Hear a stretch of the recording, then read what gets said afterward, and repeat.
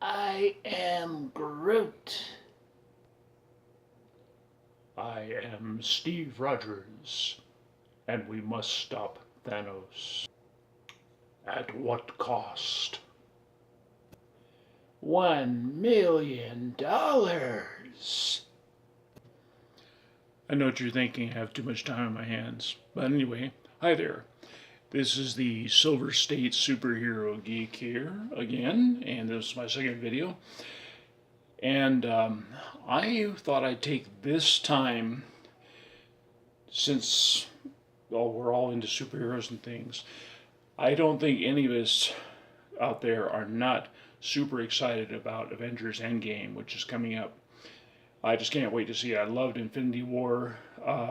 In fact, my two favorites, I love all the Marvel superhero movies, but my two favorites were, at first, Civil War is my favorite until Infinity War came out.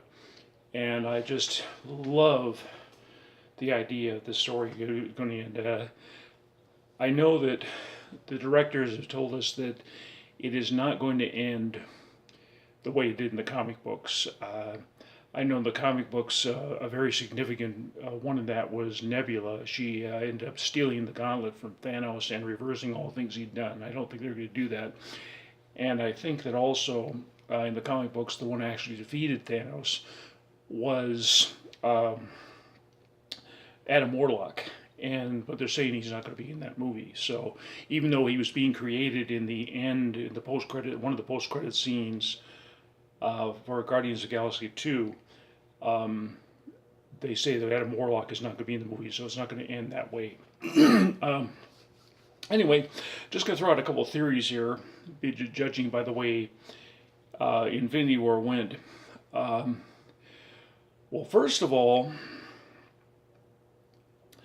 I think we all should have noticed that when Thanos had just taken the last stone and put it in the glove, and then Thor attacked him with Stormbreaker, when he came back from that realm where he saw the young Gamora, the gauntlet was severely damaged. I think that's very significant. It was damaged from what he did. He used all six stones. Now, something that no one has pointed out in all the theories I've seen on, at least not ones that I've seen on YouTube, is that if you look at that scene again, Thanos, when Thor was coming at him, he took the gauntlet and he took all six stones and shot the power at Thor and at the gauntlet.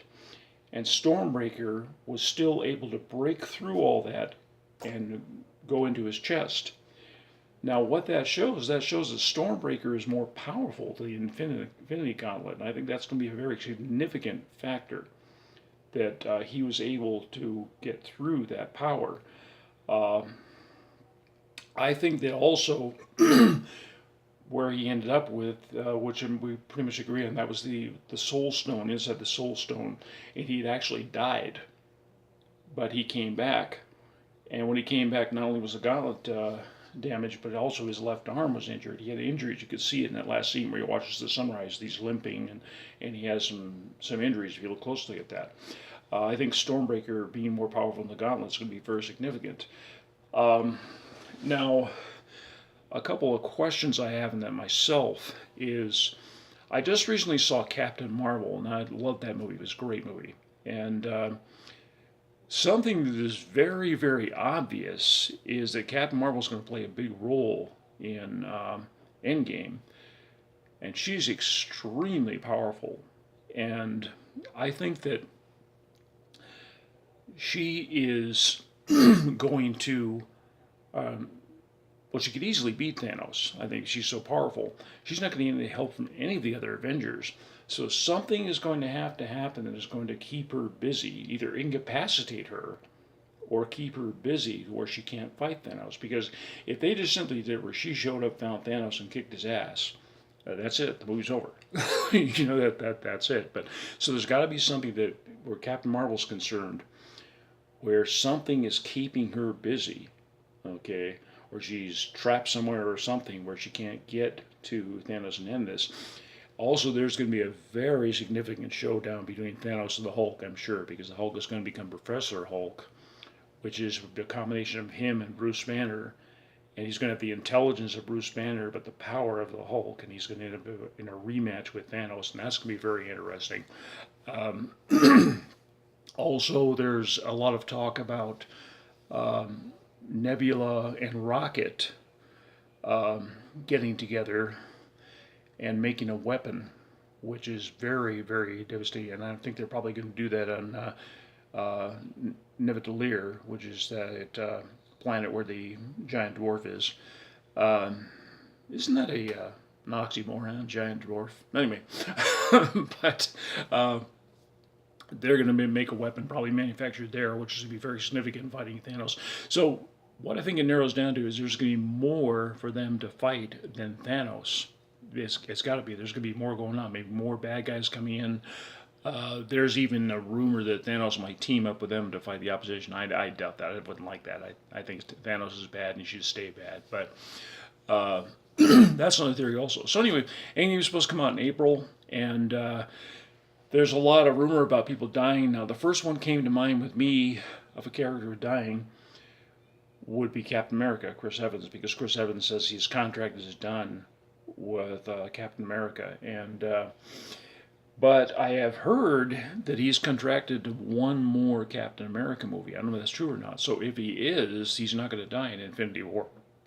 So the next one that might possibly go is Iron Man. Now, the reason I say that is because if you watch the previews for Spider-Man Far Away From Home, you don't see Tony Stark in those previews at all. You see Nick Fury. So why is Nick Fury there and not Tony Stark? So maybe Iron Man dies. I don't know.